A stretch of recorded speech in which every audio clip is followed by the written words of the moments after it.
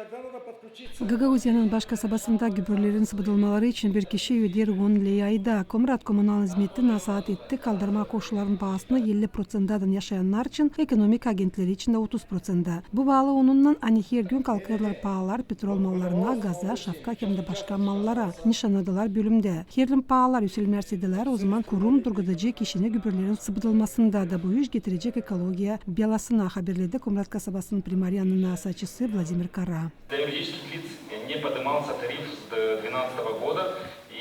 Экономика агенттери үчүн соруш калкмады 2012 жылдан бери курум насаат эти 20 лей жашаяндар үчүн хемде калдырма пайы экономика агенттери үчүн. Биз аннаштык, бактык, массус формы да болду. Быйыл инфляция көрөр 30%. Бу üzere да соруш лазым бакалсын. Поэтому рассчитан был. Предприятие предлагало 20 лей для физических и для юридических лиц еще был больше тариф.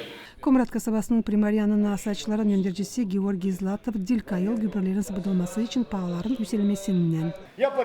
Ben öderdim ailemden 10 lei her bir kişi için gübürlerin sıvıdılması için ama şimdi lazım olacak ödeme 15 lei kişi için. Bu hırsızlık gibi sayılır. Çok tartışmalardan sonra Komrат kasabasının nasıatçıları kararladılar yeni payı o kuracak ayda 15 lei bir yaşayana. Polina Barbova, Vlad Tabachuk, Maria Kazak, OGRT Haberler.